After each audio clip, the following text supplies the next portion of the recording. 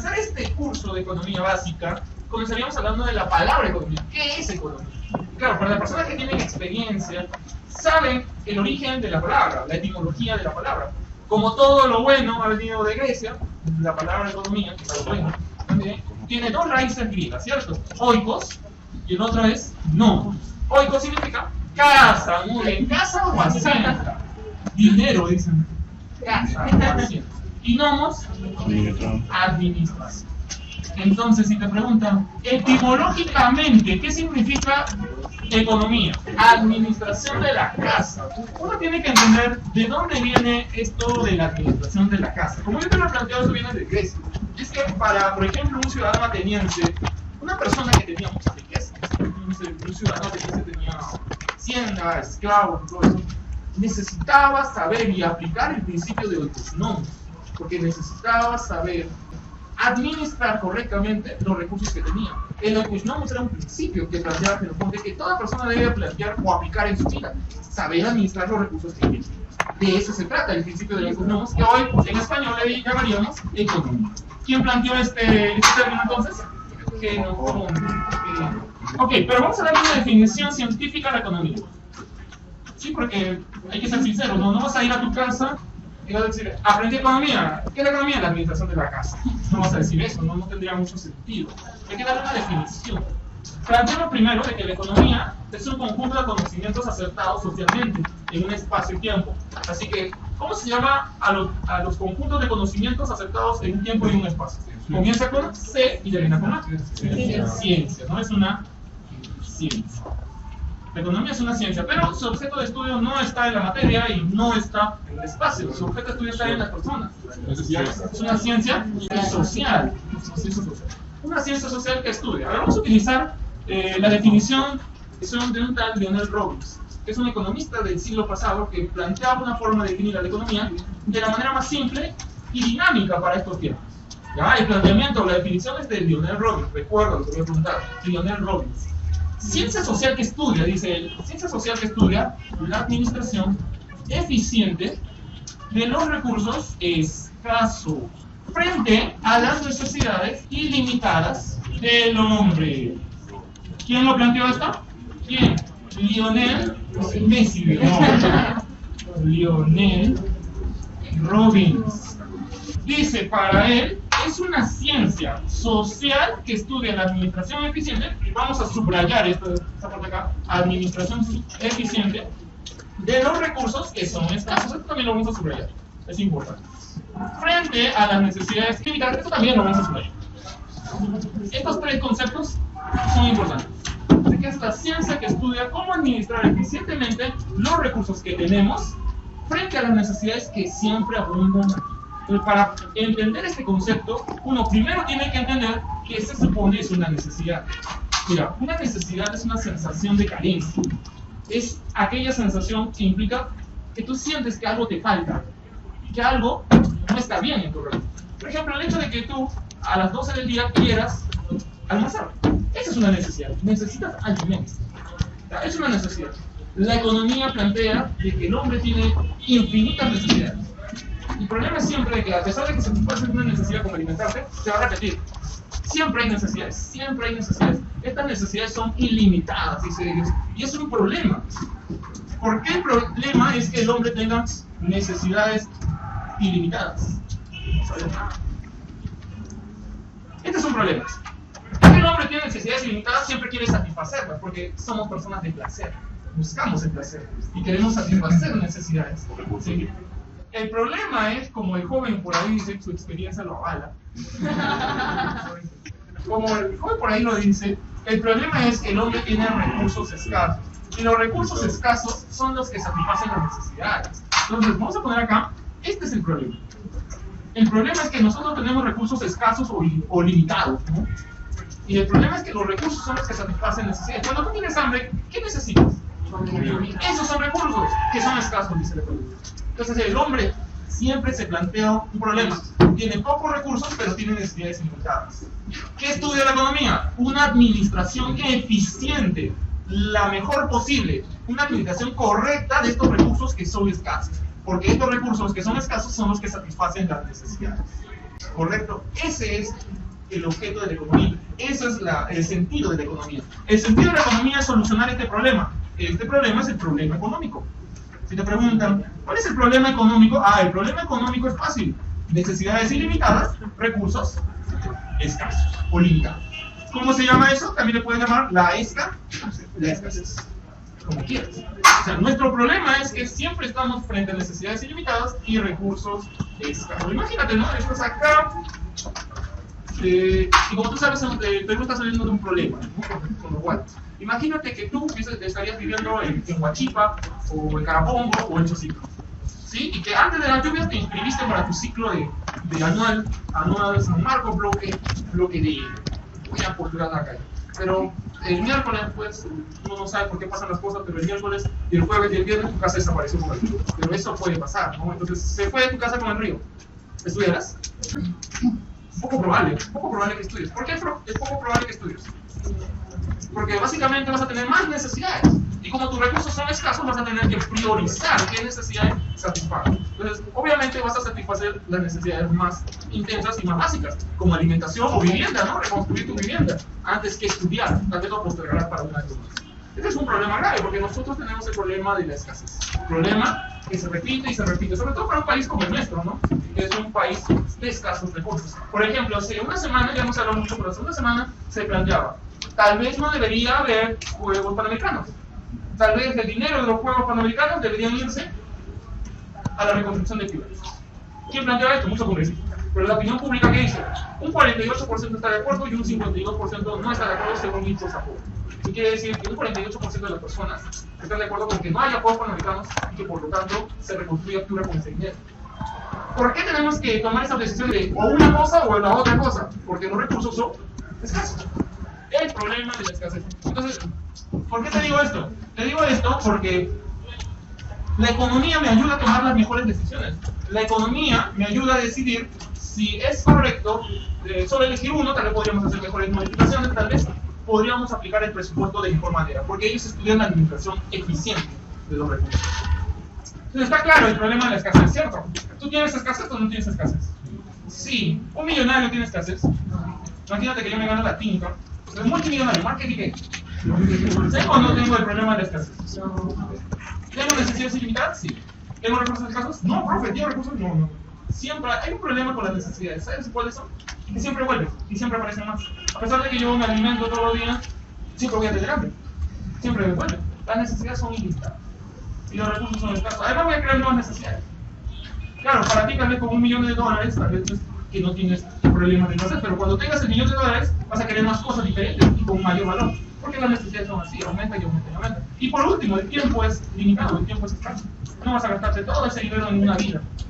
El tiempo es escaso. Entonces ya tienes el problema de la escasez. Pues esto le dicen la escasez relativa. ¿Ok? La escasez relativa. Muy bien, ya que entendiste este problema de la economía sobre los recursos escasos y sobre las necesidades ilimitadas, vamos a plantearte un concepto que es importantísimo en economía. El famoso costo de oportunidad. Costo de oportunidad. ¿Te acuerdas en tus clases de economía el costo de oportunidad? No te acuerdas. Ahora lo vas a hacer. Bueno, ¿de qué se trata el costo de oportunidad? Mira, jóvenes, están acá 5 horas al día, 6 días a la semana, digamos 8 meses, ¿te dura el anual? 8 meses, 9 meses. Bueno, si te llegas a pero digamos esa etapa, más o menos. Digamos, pregúntate, ¿qué harías si no estuvieras estudiando? ¿Qué hubieses hecho? ¿Qué otras actividades hubieses desarrollado si no hubieses estado acá en la academia estudiando? Deporte, por ejemplo, el joven tal vez es un atleta próximo a los Panamericanos, está dejando de lado su actividad atlética por estar estudiando, que es básicamente perder tiempo en el estudio para dejar el deporte. Por ejemplo, ¿qué otra cosa, por ejemplo? Tal vez un viaje, o tal vez trabajar, o tal vez estudiar una carrera técnica, o tal vez, no sé, hay tantas cosas. Cuidar a tus hermanitos. Entonces al final hay un montón de cosas que estás dejando de lado por el hecho de estar acá. De ese montón de alternativas que dejas de lado, siempre hay una alternativa de mayor valor Esa alternativa de mayor valor se le llama costo de oportunidad. Aquella alternativa muy importante, pero que no estás tomando en cuenta, porque elegiste esto. Elegiste estudiar y atender y postular. Siempre, toda decisión que tomes implica un costo de oportunidad. El costo de oportunidad es lo que dejas de lado, lo que no eliges, lo que no tomas, porque elegiste la opción que decidiste, que quisiste, que preferiste. Cuando te pregunten qué es costo de oportunidad, tú debes definir fácilmente, decir, es la alternativa de mayor valor desechada. O si quieres decir también, no elegir, no elegir. Opción alternativa que no elegiste, que no tomaste. ¿Sí? Ya tú dirás, bueno, es un concepto muy básico, pero recuerda, tus recursos son escasos. Como tus recursos son escasos, tú debes tomar las mejores decisiones, porque tus recursos son escasos, ¿no? El hecho es simple. Por ejemplo, joven, tú, ¿qué quisieras estudiar de acá cuando ingreses, si ingresas a la universidad? Contabilidad, ¿sí? ¡Wow! Genial. Ya, el joven, ¿cómo te llamas? Juan Carlos quiere estudiar contabilidad, ¿no? Digamos que de acá a un año, cuando está a punto de postular, le da la inquietud de estudiar economía. No, tal vez no es economía o contabilidad. Economía o contabilidad. Me gusta la contabilidad, pero también me gusta la economía. Pero si estudio economía, ya no estudio contabilidad. Y si estudio contabilidad, ya no estudio economía. Eligió economía. ¿Qué dejó de lado? ¿Cuál es su costo de oportunidad? No estudiar contabilidad. Contabilidad sería su costo de oportunidad. Elige contabilidad. ¿Cuál sería su costo de oportunidad? Cosa que no pasa. Pero sería... Profe, que estudien los dos a la vez. ¿Se puede? Sí. Sí, se puede. Pero dejarían de lado otras cosas. Esas otras cosas serían costo de oportunidad. Como tus recursos siempre son escasos, todas tus decisiones implican costo de oportunidad. Cuando sales del carro, cuando sales de la academia, o colectivo, o bus, o metropolitano, o tren, ¿no? Cuando sales acá a comprar y tienes solo limitados recursos de dinero, o galleta, o agua, que siempre estás eligiendo, porque tus recursos son escasos. Al elegir siempre estás hablando de costo de oportunidad. Pero claro, el costo de oportunidad a niveles mínimos. ¿Qué pasaría si fueras presidente de la República? ¿No? Si fueras PPK y tienes que tomar la decisión, o invertimos 1.000 millones en los Juegos Panamericanos o los destinamos a la reconstrucción de fibra. El costo de oportunidad ahí sí se eleva, ¿cierto? Se eleva enormemente. Recuerda, y esto es un consejo, siempre toma en cuenta el costo de oportunidad para las decisiones importantes. ¿Qué estás dejando de lado por haber elegido esta opción? Si lo que estás dejando de lado es mucho más valioso a la elección que elegiste, fue una buena elección. Si el costo de oportunidad es muy alto para la elección que tomaste, ¿fue una buena decisión? Probablemente no. Por ejemplo, la decisión de estar acá todavía no tiene digamos, respuesta todavía. Lo veremos en un año, si fue una buena decisión o no. ¿Y cuál sería tu oportunidad todo el tiempo que y todas las cosas que no hiciste por estar acá? ¿Sí? Recuerda esto. Generalmente vamos a dar un ejemplo aquí. Aquí vamos a dar un ejemplo. Costo de oportunidad. Lo que le dicen las mamás a los hijos en verano. O estudias, o trabajas, vago de día. ¿No? O estudias o trabajas, no vago de día. O sea, ¿qué te dicen? Y obviamente estás acá. Así que decimos que elegiste estudiar. O puedo haber escogido los dos. Ya, pero en el ejemplo elegiste uno. ¿No? Claro, en la realidad tú podrías elegir los dos, pero implica que dejarías otras cosas como costo de oportunidad, como diversión, como tiempo para el enamorado o un viaje, ¿no? Así que bueno. Eso quiere decir que si elegiste estudiar, no trabajas. ¿Sí? ¿Cuál es tu costo de oportunidad? ¿No? ¿Es de acá?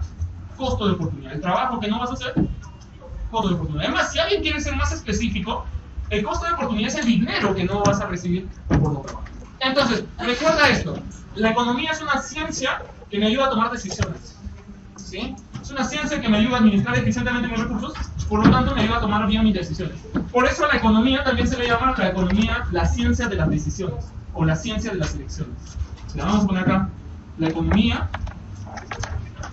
la ciencia de las decisiones, o también, o de las elecciones. Ya que la economía me ayuda a tomar las mejores decisiones o elecciones. Perfecto. Ya que estamos viendo esto, podría ahora sí explicarte qué se supone estudia la economía. Ahora sí vamos a hacer más específico. ¿Qué estudia la economía? El objeto de estudio de la economía. Te voy a preguntar Si te viene en el boletín simulacro, tal vez en un examen de admisión, de que el estudio de la economía se orienta más a las necesidades ilimitadas o a los recursos escasos. Vamos a hacer una encuesta, ¿ya? Una encuesta. Varón y dama, ¿no? Competencia. A ver, joven, ¿tú qué dices? ¿Recursos escasos o necesidades ilimitadas? ¿Dónde más se va el estudio de la economía? A los recursos escasos, dice el joven. Acá, señorita. A los recursos escasos, dice la señorita. Al fondo, señorita. Recursos escasos, llega un caballero acá. Necesidades ilimitadas. Es el único que ha dicho necesidades ilimitadas. La mayoría ha dicho recursos escasos. Y los jóvenes que han dicho recursos escasos, a ver, joven, ¿no pueden ser los dos? Sí, pero yo estoy diciendo solo, si tú te preguntas, ¿a dónde más se orienta? O sea, si tú quisieras ser más específico, ¿a dónde quieres más orientar el estudio económico? ¿A las necesidades o a los recursos? Esa era la pregunta. Tres jóvenes han dicho recursos y un joven ha dicho necesidades. Los dos. Después dicen, ninguno de los profes. Los recursos. Hay que leer bien la definición, ¿no? Dice, ciencia social que estudia la administración eficiente de los recursos escasos. ¿Dónde se orienta más el estudio de la economía? ¿A las necesidades o a los recursos? Los recursos que satisfacerán las necesidades. Profe, pero ¿qué significa recursos? Porque uno dice, los recursos que satisfacen la necesidad. Pero ¿qué se supone que son estos recursos? Son dos cosas. Bienes y el otro. Y a veces hay problemas para entender qué se supone es un bien y qué se supone es un servicio. Un bien es un objeto. Esto es un bien. Y esto también es un bien. Es una pista. Es un bien. Porque un bien es cualquier objeto que satisface una necesidad. Si tengo sed, ¿qué necesito? El agua es un bien. Porque satisface una necesidad. Profe, ¿y un servicio? No, un servicio es algo diferente. Un servicio es una actividad. Una actividad que alguien hace por ti para satisfacer una necesidad. Lo que yo estoy haciendo en este momento es enseñar. Es un servicio, porque yo estoy haciendo una actividad para ti. ¿Sí? Sí. Para él, para todos ustedes. Entonces yo estoy satisfaciendo tus necesidades. ¿Sí? Lo estoy haciendo. Eso es un servicio. ¿No? Por lo tanto, jamás una persona es un bien. ¿Sí? Yo jamás podría ser un bien. Yo genero un servicio. Ya, ¿por qué te digo esto de los bienes y servicios? Porque el objeto de estudio de la economía se orienta a aquellas actividades que hacen bienes y servicios. ¿Cómo se llaman aquellas actividades que hacen bienes y servicios? Actividades económicas. Las actividades económicas generan bienes y... ¿Cuál es el objeto de estudio de la economía? Las actividades económicas. ¿Pero por qué? Profe, porque generan bienes y servicios y esos son los recursos escasos. Y la economía estudia la administración eficiente de estos recursos escasos, que son bienes y servicios. ¿Cómo se llaman aquellas actividades que generan bienes y servicios? Las actividades económicas. Entonces lo que vamos a poner acá es, ellos generan bienes y servicios. Por eso es el objeto de estudio. Si te preguntan, ¿qué se supone estudia la economía? Las actividades económicas. ¿Por qué? Porque generan bienes y servicios. ¿Y por qué? Porque ellos son escasos y la economía quiere saber administrarlos bien, ya que son escasos. Ok. Para ser más específico, las actividades económicas están dentro de un marco más grande. Recuerda que las actividades económicas como la minería o la agricultura no son, digamos, aisladas, están en una realidad concreta en donde todo está relacionado. Mi actividad ahorita, la que estoy haciendo, que es un servicio, está relacionada con un montón de actividades. Entonces, decimos que la economía estudia las actividades económicas, pero en conjunto, como una realidad. Y es más, la economía las reúne y las organiza en un proceso. Ese proceso le llama proceso económico. Y ese proceso económico implica un montón de actividades económicas, pero organizadas en etapas, en secuencias. Por eso decimos, las actividades económicas están en el proceso económico. Las actividades económicas están en el proceso económico. Profe, ¿qué se supone es el proceso económico? El proceso económico es un conjunto de actividades económicas, pero organizadas en una secuencia ordenada, que es mejor para la economía así trabajar. Y es que las actividades que son un montón las organizan en una secuencia que se llama proceso económico. Esto es lo que vamos a trabajar. Ahora, recuerda algo. En alguna pregunta te va a venir, ¿cuál es el objeto de estudio de la economía? Y tú dirás, bueno, el objeto de estudio de las actividades económicas. Pero tal vez no está destacado. Tal vez no puede estar. ¿Quién podría responder también? El proceso económico. Porque dentro del proceso económico están las actividades económicas. Y por lo tanto, dentro del proceso económico se generan bienes y servicios. Por eso lo que vas a estudiar en estos 8 o 9 meses es el proceso económico. Básicamente es eso. Todas las actividades económicas que se trabajan en el marco de estudio de la economía. ¿Sí? Como te decía, el proceso económico básicamente es una secuencia de etapas. Mira acá. Proceso económico. Y para ser un poquito más específicos, el proceso económico se basa en 5 etapas. En todas hay actividades económicas. En todas se busca la finalidad del proceso, satisfacer los objetivos. Claro, yo sé que hay algunos que saben las 5 etapas del proceso económico, que se acuerdan las 5 etapas del proceso económico porque es básico, es muy fácil. Hay otras personas que tal vez nunca lo han llevado y por eso tal vez no lo saben. Así que yo te voy a explicar para ambas personas, te lo voy a explicar, pero después voy a explicar. Primero, las actividades económicas se agrupan en la generación de bienes y servicios. Producción. Después, esos productos los tenemos que llevar a los mercados para que se dé el intercambio. Por ahí dice distribución, y claro que no, eso se llama circulación. La circulación es la etapa de traslado de mercancías desde la producción en las industrias hasta los mercados en donde se van a intercambiar. La siguiente etapa es la distribución. La distribución es aquella etapa en donde el vendedor o industrial que ya tiene el dinero reparte a todas aquellas personas que participaron en la producción. Al trabajador, al dueño del local, del alquiler, al dueño del capital, al banco, le paga. Eso se llama distribución. Mientras tanto, las personas que tienen un producto, ¿qué hacen con el producto? Lo miran, lo consumen. El consumo es otra etapa. 4. Y por último, el vendedor con sus ganancias, ¿qué hace? Lo invierte, o sea, vuelve a buscar más producción. Eso se llama inversión. ¿Cuántas etapas son? 5. Producción, circulación, distribución, consumo e inversión.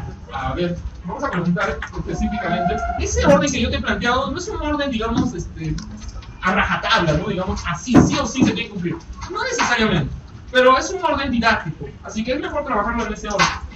Señorita, comenzamos con producción. Empezamos con producción. ¿Continuamos? Circulación. Circulación. Al fondo, señorita, distribución. Seguimos acá. Consumo. Ok. Al fondo, señorita, le explica. ¿Cuál es la última etapa? Inversión. Aprende. Inversión. Estas son 5 etapas del proceso económico. Recuerda que el objeto de estudio de la economía son las actividades económicas que están dentro del proceso económico. Pero las personas que se acuerdan, me podrían decir en qué etapa del proceso económico uno puede encontrar el intercambio en los mercados.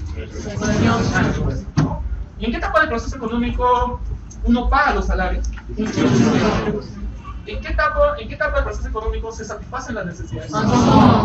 ¿En qué etapa del proceso económico se eleva la producción? Ok.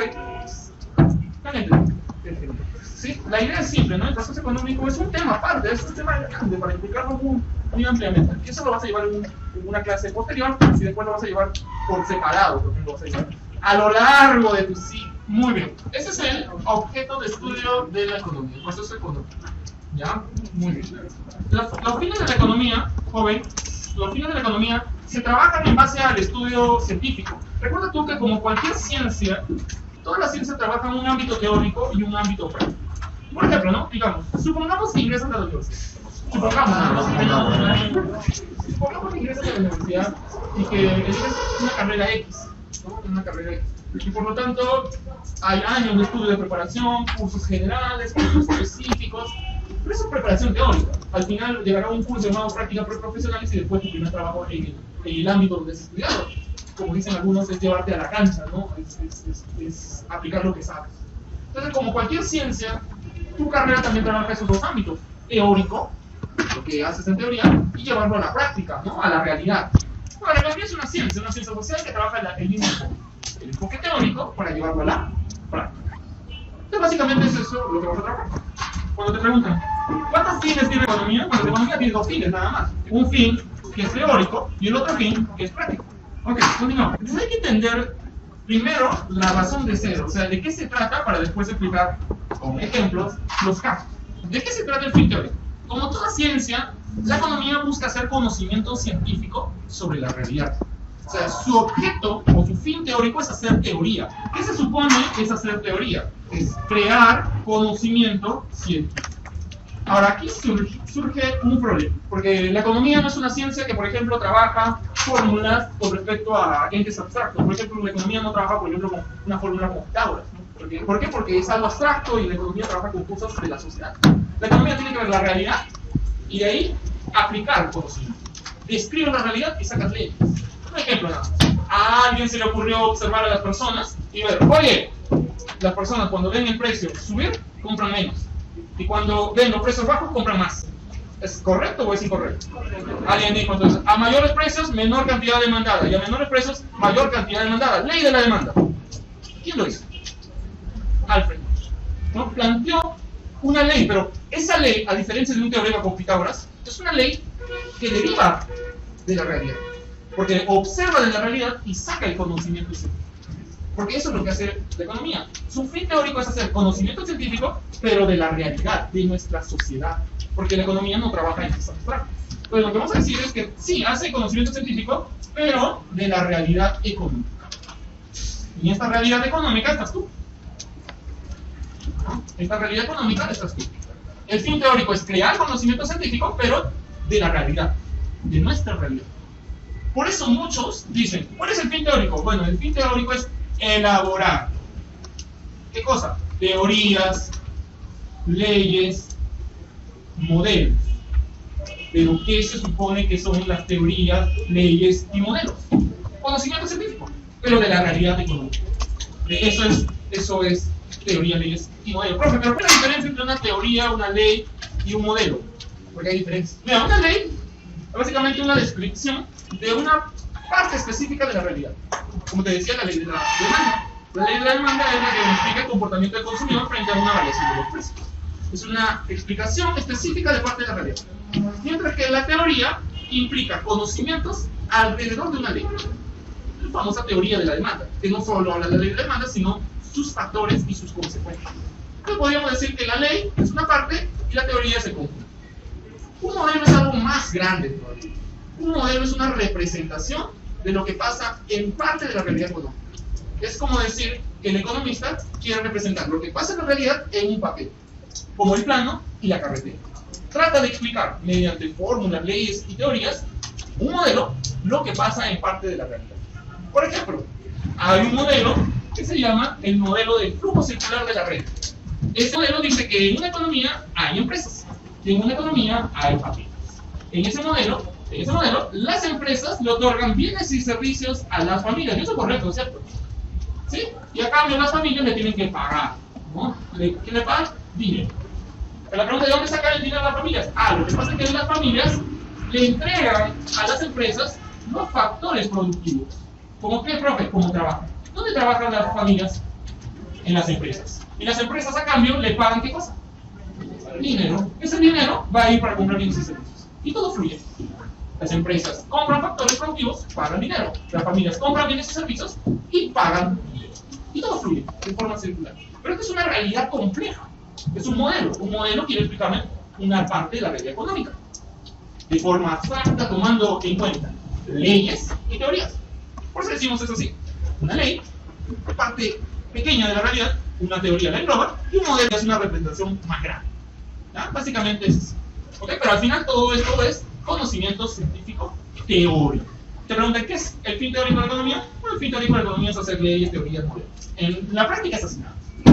Siendo más específicos, es crear conocimiento de la realidad. ¿Ok? Perfecto. Ahora, este conocimiento lo tenemos que llevar a la práctica. La pregunta es, ¿por qué lo tengo que llevar a la práctica?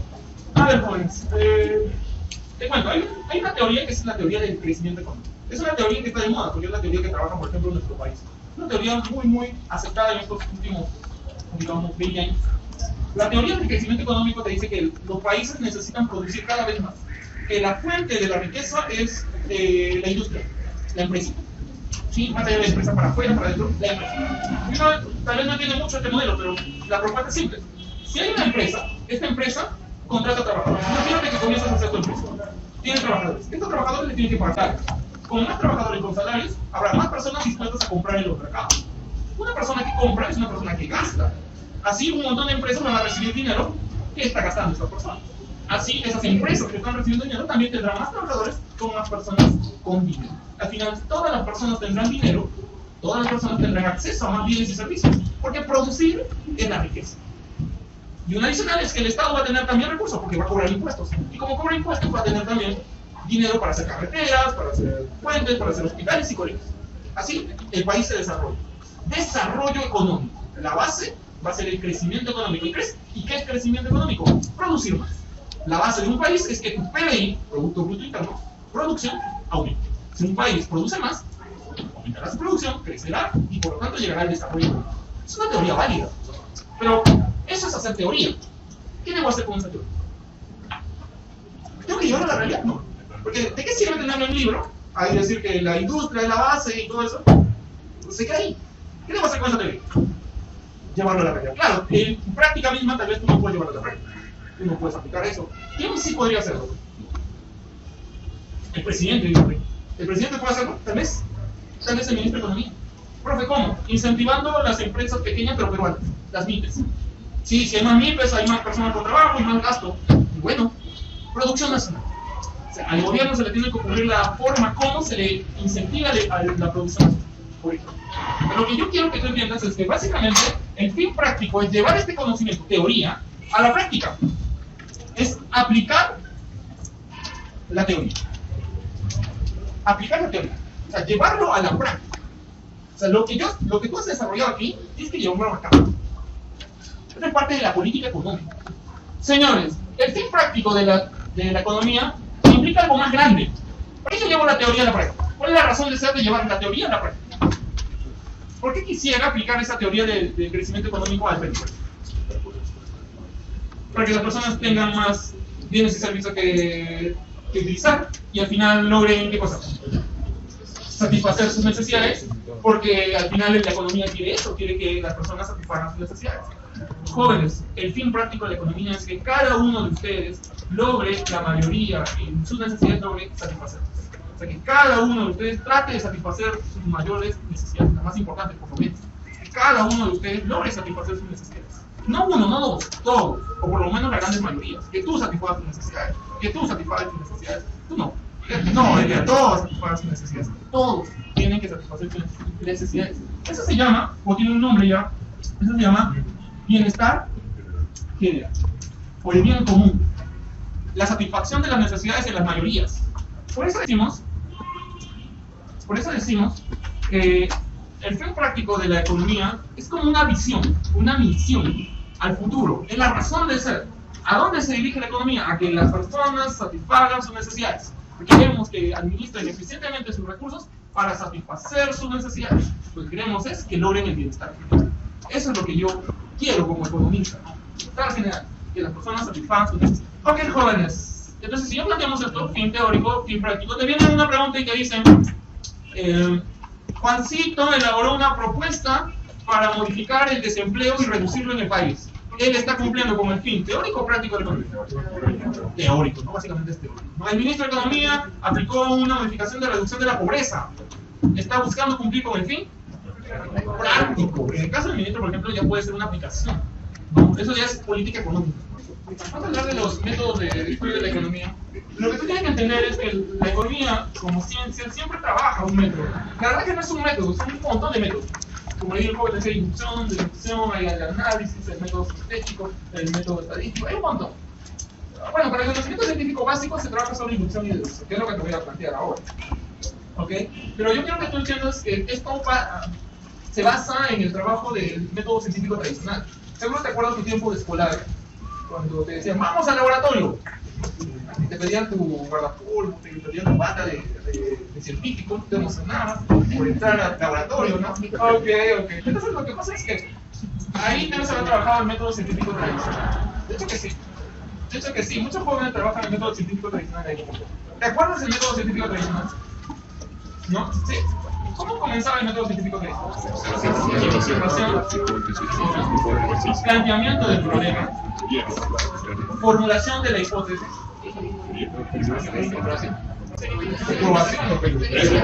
experimentación. Algunos dicen síntesis, otros dicen recojo de datos y conclusión, ¿no? Básicamente eso es. Algunos profes le ponen algunas cositas más, otros profes. Ese es un método que se basa en las ciencias naturales. Las ciencias naturales trabajan sobre todo ese método. El caso de la economía, el método es un poco variado. Tratan de utilizar ese método científico, pero aplicarle inducción y deducción para modificarlo. Yo siempre digo, la inducción y la deducción, que son los métodos que te voy a plantear, son dos caras de una misma moneda. Ambos métodos se tienen que trabajar en conjunto. pues uno solo no es dar para la economía, ambos se tienen que trabajar. Entonces lo que yo te voy a plantear es un ejemplo y de ahí lo que vamos a entender, vamos a tratar de trabajar. ¿Ok? Recuerda, lo que yo te voy a plantear es ambos métodos, cómo trabajan en conjunto. Entonces, por ejemplo, comenzaríamos con la inducción.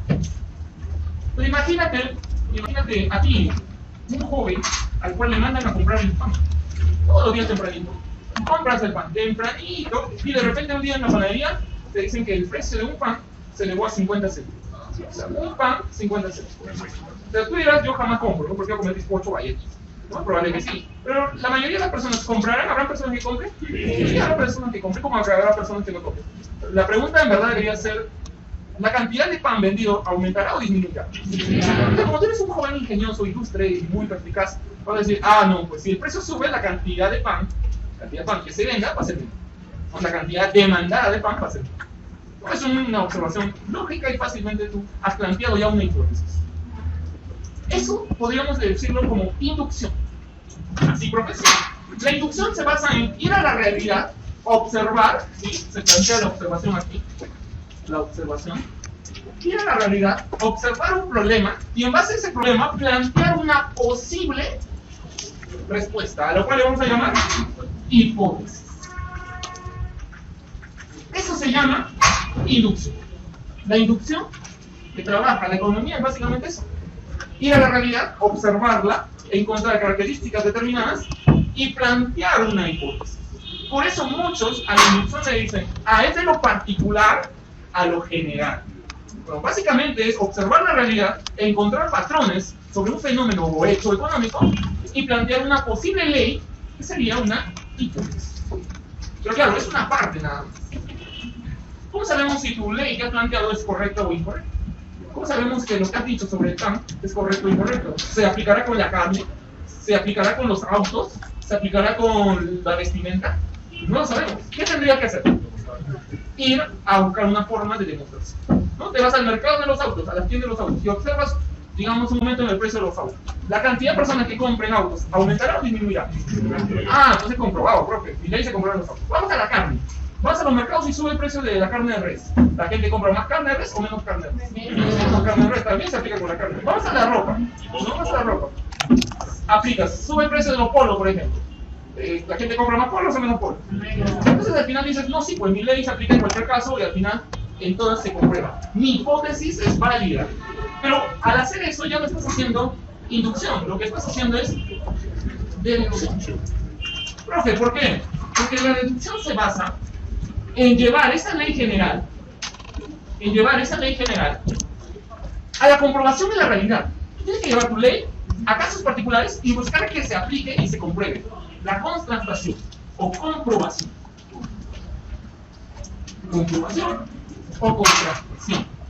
Tú tienes que llevarlo a casos particulares para ver si se da una semejanza con la realidad o si no. Porque recuerda que una hipótesis puede ser correcta o puede ser incorrecta, puede ser absoluta o puede ser probable. Lo más curioso es que generalmente una hipótesis es probable. Hay que tener que comprobarla y siempre se tiene que comprobar. Una hipótesis se crea en base a la observación, haciendo el método inductivo, y se comprueba con deducción, trabajando la deducción. Recuerda que los casos particulares hacen hincapié sobre la realidad.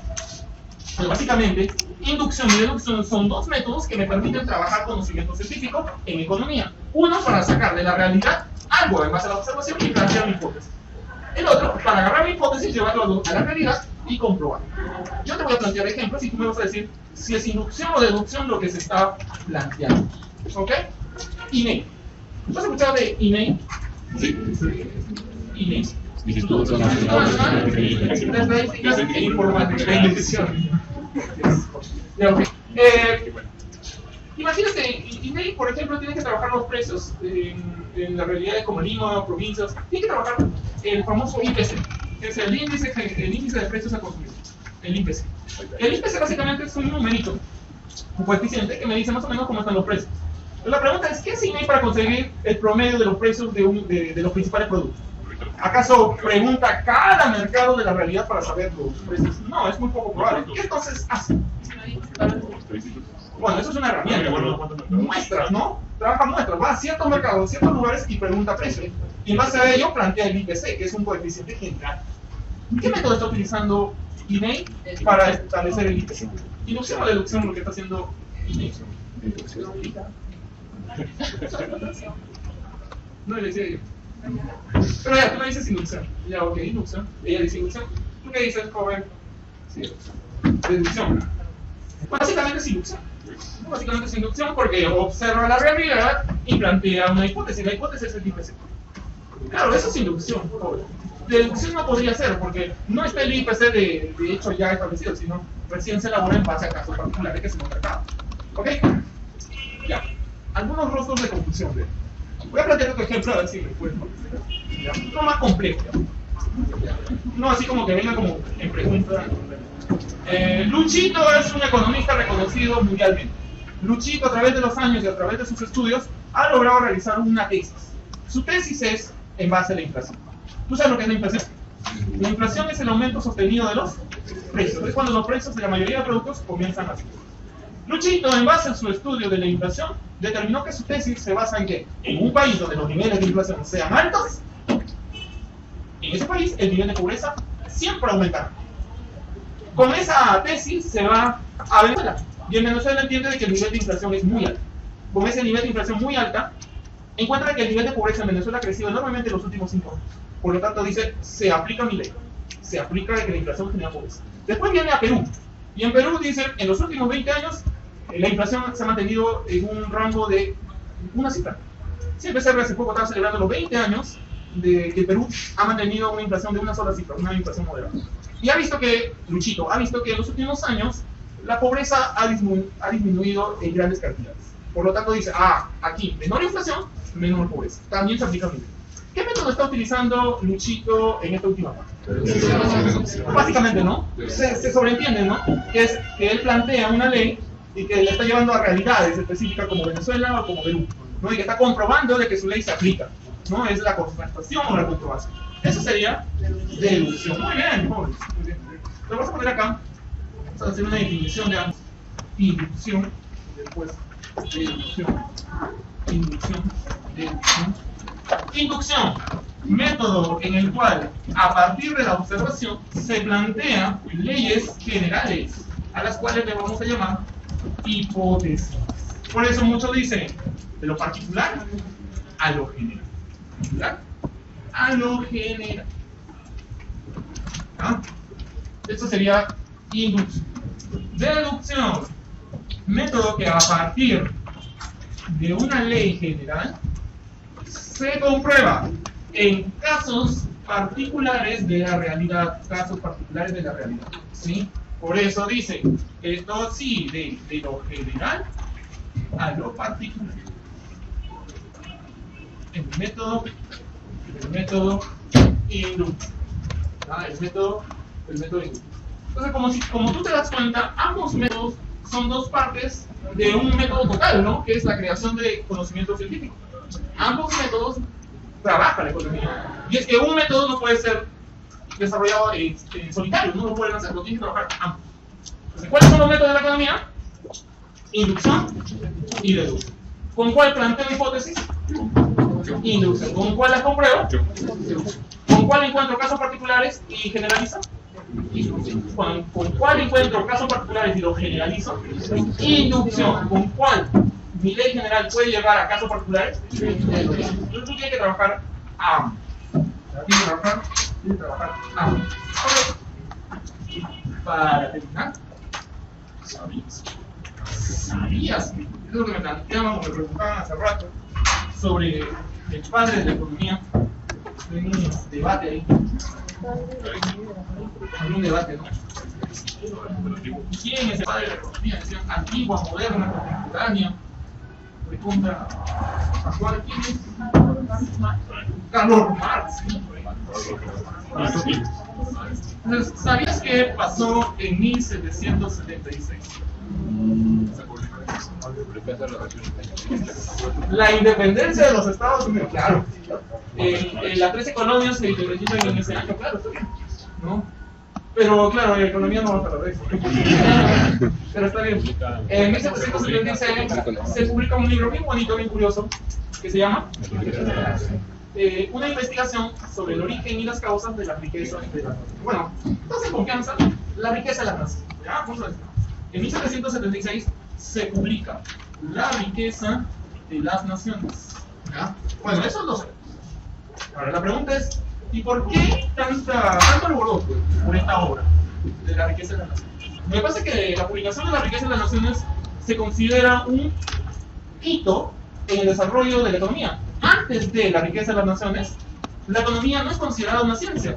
La economía se considera como parte de una ciencia general o un conocimiento general como la filosofía. Por eso decimos que antes de 1776, la economía estaba en su etapa pre-científica. ¿No? Desde Xenofonte hasta Aristóteles, a Montesquieu, hasta todos los conocidos, pre-científico. Solo es hasta la publicación de este libro que se considera una obra que le cambia la característica a la economía, le va a dar el carácter de ciencia. Y es que esta obra es la primera obra que sistematiza el conocimiento económico. Es una primera obra que le da sentido a una ciencia que no existía. No existía. Esta obra le da sentido primero a la fuente de la riqueza. La fuente de la riqueza está en el trabajo, la producción. Eso es lo primero. Lo segundo, que da el eje a la producción actual, la división del trabajo y la especialización. Y lo tercero, que creo que es lo más importante, es que le da motor al modelo económico actual, que es el libre mercado. Si tú quieres conseguir cualquier cosa por necesidad hoy, ¿dónde lo consigues? En una tienda, por ejemplo, en el mercado. Porque ese es el modelo que se maneja hoy. Es un modelo en donde dicen, si tú quieres conseguir cualquier recurso que necesitas, vas al mercado. Lo consigues por compra y venta, por oferta y por demanda. El libre mercado, planteamiento de esta obra, La riqueza de las naciones, el modelo de libre mercado. Entonces, gracias a esta obra, la economía tiene rango de ciencia. Por eso que al autor de esta obra se le considera como el padre de la economía. ¿Quién es el autor de esta obra? Adam Smith. Adam Smith. ¿No? A él se le considera padre de la economía. ¿No? Padre de la economía. ¿Sí? Ya que su obra le da el carácter de ciencia a la economía. Y es tanto así que Adam Smith no es un economista. No existe economista en estos tiempos. Él estudió en Oxford filosofía de la moral. Se imagínate, ¿no? Un filósofo es el que plantea las bases de la economía actual. Un filósofo de la moral. Todavía tiene una obra que se llama Teoría de los Sentimientos Morales, que es una obra que le da base a esta obra. Interesante. Pero es un filósofo. ¿No? Es un filósofo. Algunas particularidades de Adam Smith es que nunca se casa. Nació en Escocia, es un escocés. Muchos piensan que es un inglés. No es un inglés. Es un escocés. Británico, sí, pero inglés no. Que vivió casi 20 años haciendo esta obra. Tomó casi 20 años hacer esta obra. Que gracias a un buen acuerdo de adoptar, de ser tutor de un hijo de duque, puede obtener el suficiente dinero y el suficiente aporte para hacer un libro que era muy caro en su tiempo. Y que conoció grandes mentes como Voltaire, ¿no? O Tomás Moro, o Benjamin Franklin, ¿no? Que en esos tiempos eran personas de esta. Ese señor es considerado el padre de la economía. ¿Sí? Ese señor. Sí, algo más jóvenes. Algunos tienen la duda de, ¿es padre de la economía moderna, padre de la economía antigua? ¿Cómo es esto? Mira, yo generalmente digo así nada más, padre de la economía o digo padre de la economía clásica, porque su escuela se llamaba la escuela clásica. Pero para las personas que tienen esa duda de decir moderno, antiguo, porque todas las ciencias tienen moderno y antiguo, algunos consideran, fuera la clasificación, al padre de la economía antigua, Aristóteles. Es el que aportó el sentido de valor de uso, valor de cambio a la economía. Y el padre de la economía moderna, por lo tanto, Aristóteles. Pero yo no lo trabajo así, pero por si acaso, ¿no? Por si acaso me lo plantean, padre de la economía antigua sería Aristóteles. ¿Ok? Ok, jóvenes. Eso sería con respecto a Adam Smith.